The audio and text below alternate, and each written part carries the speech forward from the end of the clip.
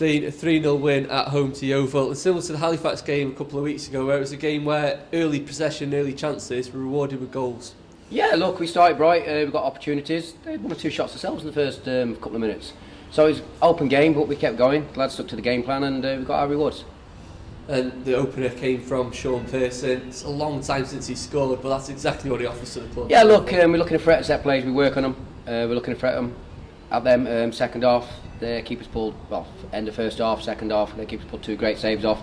And some of their 2 centre-backs got some great headers. We look to threat on all set plays today. But it's game done, it's gone. We've got the 3 points we set out to get. We go again next week. You're playing it down a bit with 3 goals. It could have been even more than that today. Yeah, look, I'm not playing it down. The lads are outstanding.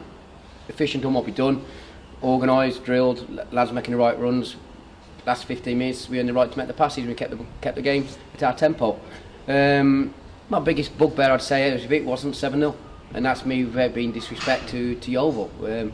Saying to the players in there, just a little bit sloppy in technique. Jordan's had a good chance, cut back. Youngie's gone through, should have been more selfish.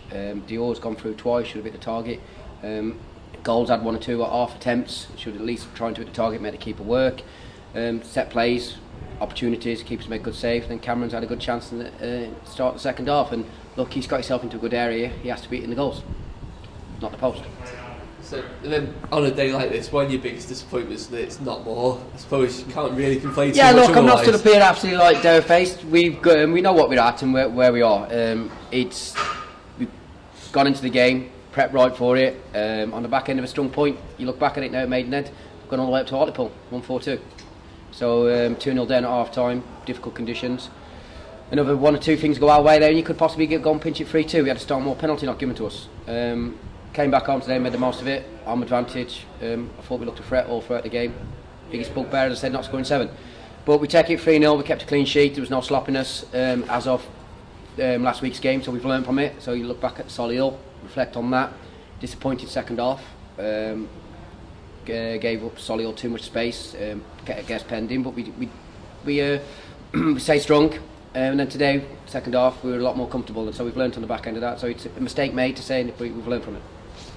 Now that, as you said, backed up an away draw of a home win, at the very minimum, that's the requirement going forward, isn't it? Win your home games and get points on them. Yeah, look, we want to win every game. We set up down at Maidenhead to win the game. We started really well. We first 3-4 minutes, goals head has been cleared off the line. We had a couple of chances on the back end of that. We got great blocks. The kids scored an unbelievable goal from nowhere. And then it's the second one, mistake off Tyler, just on his clearance, unlike the lad, to be fair, because technically he's very good. He don't normally slash at things on clearances.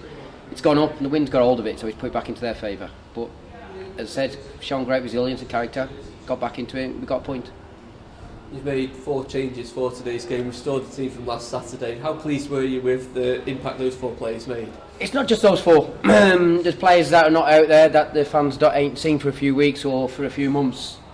They're all training at a high standard, and it's something that we've built ourselves on within closed walls that we spoke about at the beginning of the season, about what our aims and objectives are, and standards was one thing said. And we have high standards inside the 4 walls.